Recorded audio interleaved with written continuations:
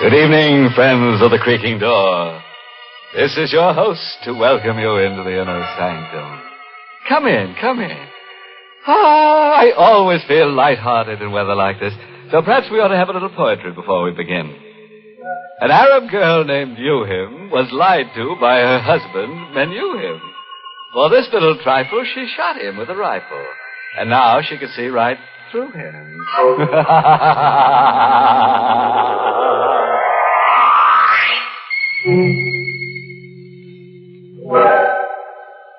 And now, if your scalpels are sharpened and ready, we will proceed with the business of the evening. Tonight we're going to do a little study in terror. Have you ever been alone with fear? Alone in the night and frightened? Well, here is our star, Agnes Moorehead, in the role of Linda Dixon, who will tell us a tale of terror by night. It was Friday night, and I think I was already a little nervous as I drove north into the mountains. I hadn't wanted to waste even an hour of my 2-week vacation, so I'd had all my bags packed and the car waiting at the curb in front of my office building. Everything would have been all right if the fuel pump in my 6-year-old car hadn't acted up. It took the mechanic almost 2 hours to get me going. So now I was driving through the night with 50 miles more to go, and I was tired and nervous and irritated. And then I heard the whistle in the distance. At first I couldn't place it. And then I remembered the state prison was somewhere in the vicinity. The whistle. It meant a prisoner had escaped. I reached over and turned on the radio. Maybe they were broadcasting something about it. Motorists are warned to be on the lookout for Lee Hartley, who escaped from the death cell at State Prison at 9:15 p.m. Tall, dark-haired, regular features, no distinguishing marks. Hartley is a confirmed killer. He is believed to be armed. Beware of Hartley. He would rather kill than eat. He would rather kill than eat.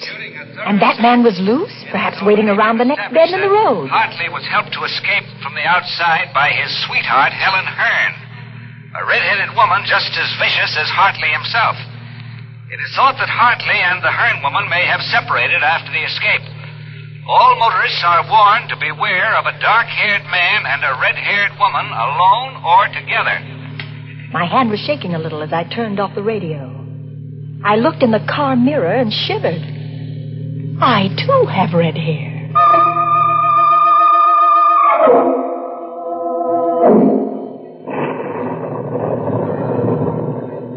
There was a storm coming on, and I was driving into it, and the night was black, and I felt small and lonely and frightened in the car. And then I saw them in the mirror, the headlights sweeping up behind me. A car. It had come out of nowhere. It was pulling alongside, cutting me off. I cowered behind the wheel and watched the door of that other car open. A man stepped out. Oh, and I breathed a sigh of relief. It was a state trooper. You driving all alone, miss? Yes, officer. Sorry if I scared you. We're stopping all cars. Where are you headed for? Well, I'm going up to the lodge at Smuggler's Notch. That's near Mount Mansfield. You see, I started out late from the city, and I'm having motor trouble. Yeah, sure. Can I see your driver's license, please? My driver's license? Yes, of course. Here, I've got it somewhere in my purse. I seem to be all fingers. It's that escaped prisoner, Hartley. How'd you know about him? I heard the prison whistle, and then it came over the radio about Hartley and his red-haired girlfriend. Hey, you've got red hair, too. You don't think I'm that woman. Find that license yet? Oh, yes, I'm sure it's in here. There's so many things in this bag. Oh, here, I've got it. Here's my license. Thanks. What time did you say you left the city? About 5 o'clock. It took you a long time to get up this far. Well, I told you I had motor trouble. So you did. Okay, Miss Dixon, here's your license. Thank you. You can go ahead. Thank you. Oh, darn. There it goes again. More motor trouble. Oh, it's the same thing. The mechanic said it might happen again. Oh, it started. You want to get that fixed first chance you get. Oh, it's too late. All the service stations are closed. Well, there's one that's open all night, about 2 miles up the road. Better stop there. Bill Slater's place. He's a good mechanic. He'll fix you up. Tell him Joe Nesbitt sent you. Thanks, I will. And listen, Miss Dixon. Yes. You be careful. Don't stop to give anyone a lift, man or woman. Oh, don't worry. I won't.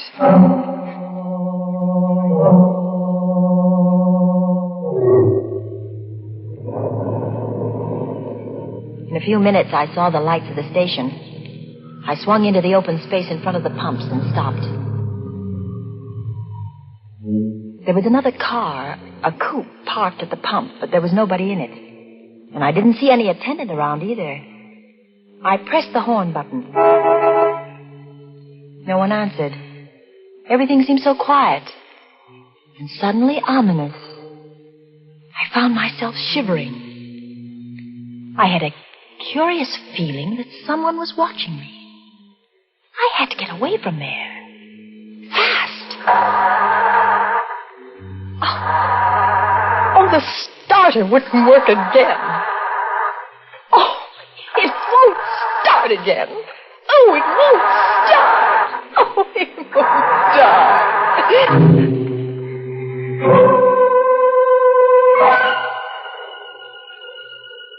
For a long time, I sat behind the wheel listening for the sound of footsteps stealing up behind the car. But there were none. Then I could bear it no longer. I had to get out of the car. I had to see what was in that office. I opened the door of the car and stepped down on the gravel.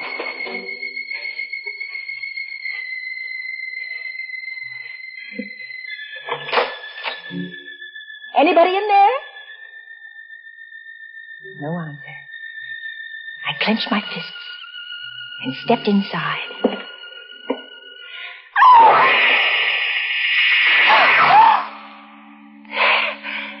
There on the floor at my feet lay the body of a man.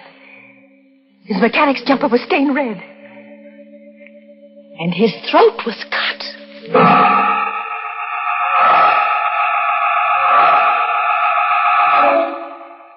How long I stood there, I'll never know.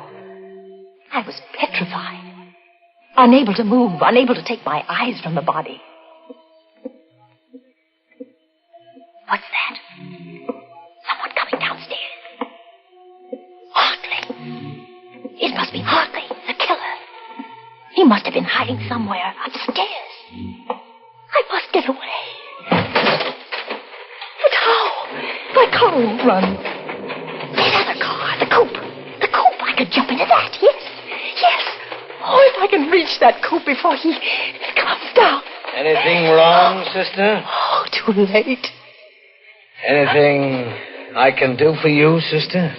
Yes, it's my car. It won't start. I thought someone here might help me. Sorry. There doesn't seem to be anybody around. That's my coupe over there. I stopped for gas and no one came out, so I went in and looked around. But did you find anybody? There isn't a living soul in there. Oh. You look kind of tired. No, I'm all right. My name is Taylor. John Taylor. I'm Linda Dixon. Linda Dixon, hmm? Glad to know you. You traveling far tonight? I'm going to Mount Mansfield, to the lodge at Smuggler's Notch. They're expecting me. Well, what do you know about that? What? Mount Mansfield is the place I'm heading for, too. Isn't that a coincidence? I'm sure it is. And your car won't run, hmm? I'll tell you what. We'll put your baggage in my car, and I'll give you a lift to Mount Mansfield. You can send for your car in the morning. No. I'll have your bags switched in a jiff. Please, no, I'd rather not. There you are. All switched. Now, come on. Get in here.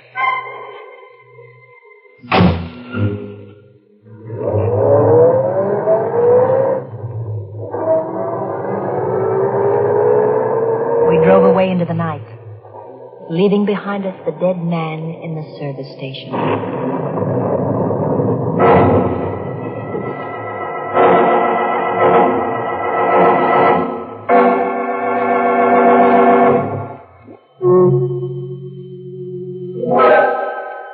Well, from From where we sit, it looks as if Linda Dixon's got herself into an awful jam. And believe me, she's shaking like jelly. Now, let's see how our star Agnes Moorehead in the role of Linda Dixon is making out. All alone in a car with a strange man. But after all, she shouldn't be too scared of him. He's just a felon who needs a friend. I sat stiff and tense beside the man who called himself John Taylor. He had both hands on the wheel, and he stared out through the windshield. My eyes focused on something on his right hand. It was a stain, a small stain, but it was wet and red. I couldn't take my eyes off it. What are you looking at? Oh, nothing at all. I think I'll turn on the radio. Did you know there's been a jailbreak?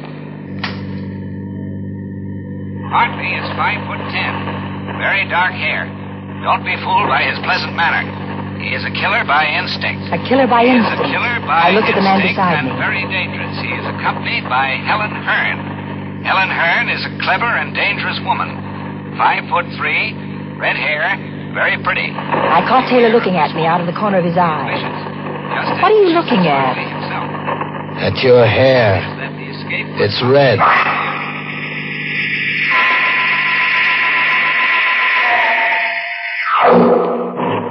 There was a streak of lightning, and looking out of the rain-swept window, I glimpsed a signpost. The lightning illuminated the sign, and my heart skipped a beat at what I saw.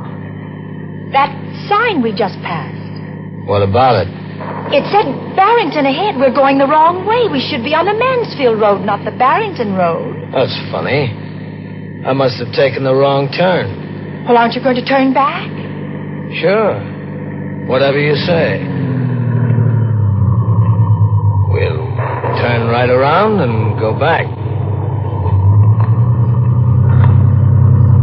Oh, We're in the ditch. in the ditch. Oh.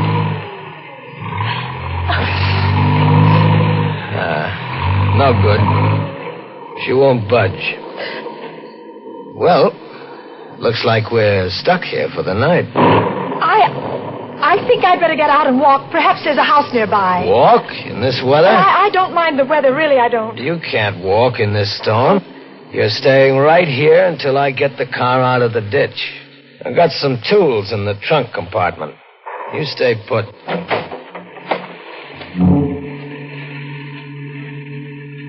I heard him open the trunk in the back. I listened for further sounds, but there was nothing. I didn't hear him moving back there. I didn't hear any tools. I had to find out what he was doing. Slowly, carefully, I got my door open. I stepped out into the rain and sneaked back toward the rear. I saw him there, not moving, in front of the open trunk compartment, bending over with a flashlight in his hand. The ray of light was focused on something curled up inside. It wasn't baggage or tools. It was a woman's body. Just then he saw me. He snapped the flashlight off, but not before I caught a glimpse of red hair. Then I must have fainted.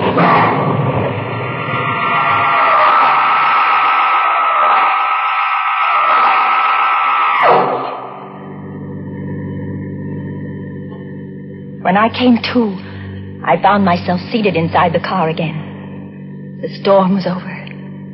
The night was quiet. Oh, so you're awake again. I don't feel well. Is it because of what's in the trunk compartment? Oh, she's dead. I told you not to get out of the car. What are you going to do with me? What do you think? They say that when a person loses all hope, he subconsciously seeks refuge in sleep. That's what must have happened to me. I must have dozed, or perhaps I fainted, I don't know. But I awoke with a start at the sound of brakes. I sat up straight and saw that we had stopped in front of a small fieldstone house. Why are we stopping here? I'm out of gas. Oh. Come on. We're going in. The sign on the door said Roger Bryce, M.D., a doctor's house. I began to feel a spark of hope. There might be a chance. I'll do the talking. Is that clear? Yes. Where's the bell? Oh. He must be awake. There's a light in the parlor. How do you do? Oh, good evening. Dr. Bryce? Yes. Can I help you? I'm terribly sorry to disturb you, Doctor, but my sister and I were heading for Mansfield, and we seem to have gotten lost. And we're out of gas. His sister. He was passing us off as brother and sister. Now I knew why he hadn't cut my throat as he had that service station man's. He was carrying me for protection. I was his passport through the police cordon. His sister. I'm afraid I can't be of much help to you. I'm 7 miles from the nearest town, and I haven't any spare gasoline. But come in, won't you?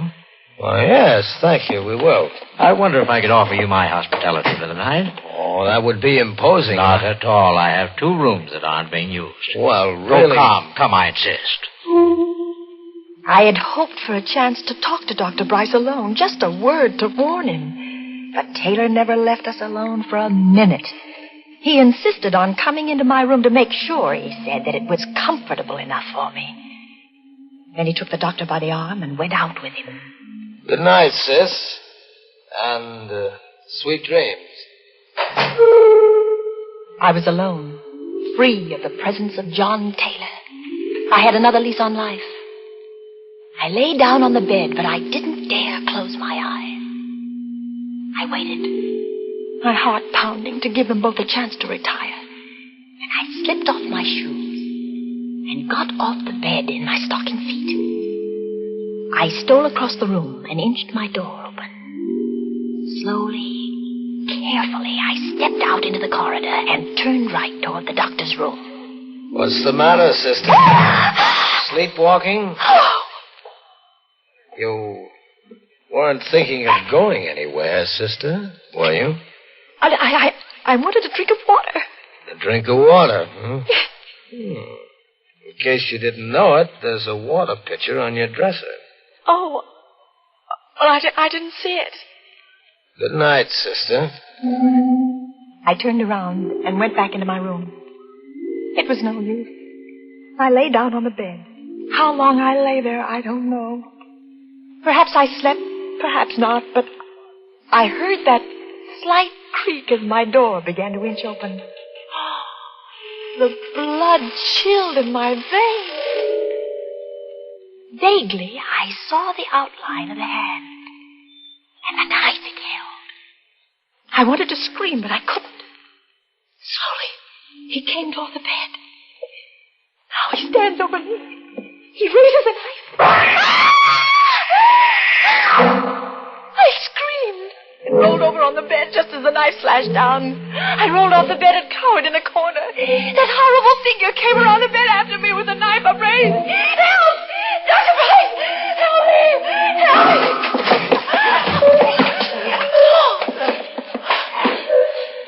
While I cowered there in the corner, they fought all over the room in the dark. I had no strength to move, to think, not even to hope. All the life seemed to have gone dead in my veins. And then it was over. But who? Who had won? In the dark, I strained my eyes to see. Dr. Bryce. Is that you? No, Linda. It isn't Dr. Bryce. It's I. John Taylor. It was John Taylor standing there at the light switch. And on the floor lay Dr. Bryce, unconscious, with a long gash in his head. I had to hit him with a water pitcher. My eyes swung back to Dr. Bryce, and I saw the knife still gripped in his right hand. That's Hartley, Linda. What? Lee Hartley, the killer. It was he who came in here with the knife? Right. I was down the cellar just now. The real Dr. Bryce is down there, dead. Oh. This guy posed as Bryce when we came to the house. Oh, then you're not Hartley. Oh, what a situation. All the time you thought I was Lee Hartley, and I thought you were Helen Hearn on account of your red hair. Oh, but the body of that red-haired woman. That's Helen Hearn. This guy must have killed her back at the service station and stuffed her body in my trunk compartment while I was inside.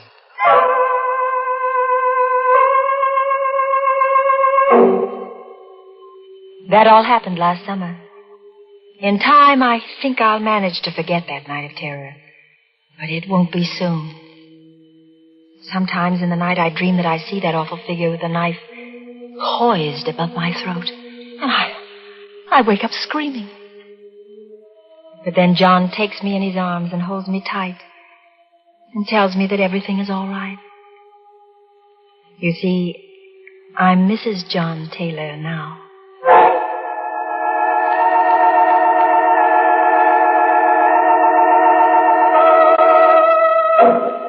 Well, what do you know? A happy ending. As for Mr. Hartley, that pleasant killer, he got what he deserved. Some people never know when they're well off. He should have stayed in jail, where they never raise your rent, where they make no charge for meals or for electric current. You see, when you're in jail, everything is free. Except you.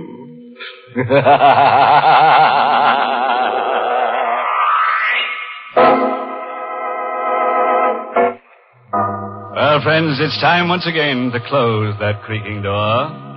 Until next week at the same time, when we'll be back with a little hunk of horror. You'll be sure to listen, won't you? Until next week, then. Good night. Pleasant dreams.